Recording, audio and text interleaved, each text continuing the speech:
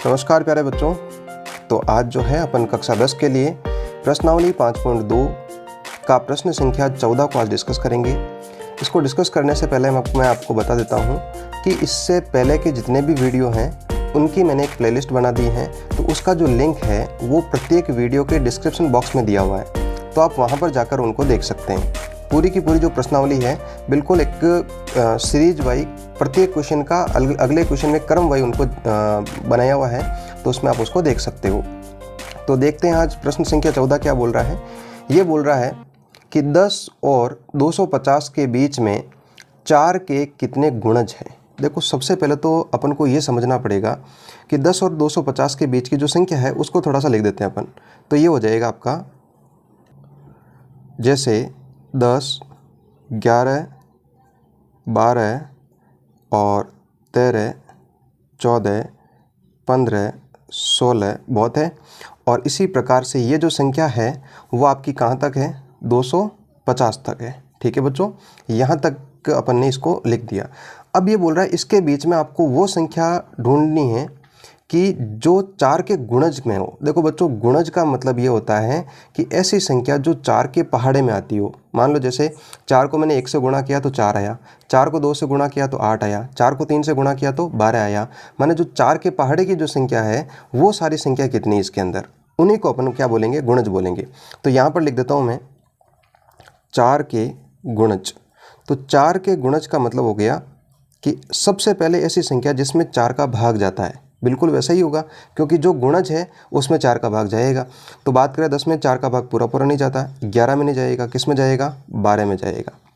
उसके बाद में 12 के बाद में जो संख्या आएगी 16 आएगी, और उसके बाद में 20 आएगी। इसी प्रकार चलते चलते यदि लास्ट की बात करें तो 250 में तो 4 का भाग पूरा पूरा नहीं जाएगा। तो फिर अपन क्या करते हैं, 250 से पहले देखते हैं। तो 249 हो जाएगा। तो 249 में भी आपका भाग जाएगा नहीं 4 का पूरा पूरा, तो भाग जाएगा बच्चों 248 में जाएगा। ठीक है ना बच्चों। तो ये सीरीज वो हो गई जिसमें 4 का क्या जा रहा है, भाग जा रहा है, या फिर अपन बोल सकते हैं 4 के ये क्या है, गुणज है। अब अपन को इन संख्याओं की क्या करनी है भाई, इन कितनी संख्याएं हैं ये ज्ञात करना है। तो एक तरह से ये क्या बन गई अपने पास में, एपी बन गई, समांतर श्रेणी बन गई। तो देखो, इसको सबसे पहले अपन क्या करेंगे, अपने पास में क्या है, एक तो प्रथम पद है और वो कितना है, 12 हो। दूसरी बात करें तो मुझे सार्वंत्र ज्ञात करना पड़ेगा। सार्वंत्र क्या होता है, द्वितीय पद 16 माइनस प्रथम पद 12, दोनों को घटाऊंगा तो कितना शेष हो जाएगा बच्चों, 4 हो जाएगा। और इसके अलावा मेरे पास एक चीज़ और है कि इसका अंतिम पद दे रखा है, माने an का मान दे रखा है, n वा पद दे रखा है, और वो कितना 248 दे रखा है। ठीक है ना बच्चों। बस n पदों का जो सूत्र होता है nवें पद का, तो वो लगा देते हैं अपन। और उस सूत्र होता है बच्चों an equal to a plus n minus 1d होता है, ये सूत्र होता है। तो an का मान कितना दिया बच्चों, 248 दे दिया, बराबर a का मान कितना बच्चों, 12 है, प्लस n का मान मुझे ज्ञात करना है, क्योंकि ये जो गुणज है वो कितने हैं ये अपन को पूछ रहा है। गुणा d का मान कितना बच्चों, 4 है। बस इसको थोड़ा सा सरल कर लेते हैं अपन। सबसे पहले 12 जो है बच्चों ये प्लस का है, इस तरफ आएगा तो किस में हो जाएगा, आपका माइनस में हो जाएगा, बराबर यहाँ रहेगा n माइनस 1 गुणा 4 हो जाएगा।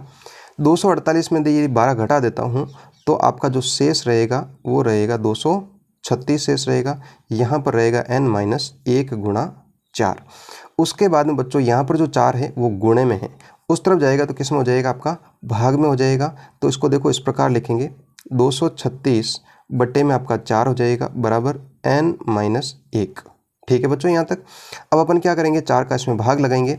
तो जब भाग देंगे तो ये भाग जाएगा बच्चों, 4 का भाग 23 में 5 बार हो जाएगा, और फिर आपका 9 बार हो जाएगा, तो 59 बार भाग गया। और बराबर में क्या बच्चों, n माइनस 1। तो अपन को तो वैल्यू जो है n की ज्ञात करनी है, तो क्या करेंगे, माइनस के 1 को इस तरफ भेजेंगे, पक्षानंदन करेंगे, तो माइनस का 1 इस तरफ आएगा तो किसका हो जाएगा, प्लस का हो जाएगा। तो n की वैल्यू हो गई बच्चों मेरे पास, n बराबर हो गया 59 प्लस 1 कितना हो गया, 60 हो गया।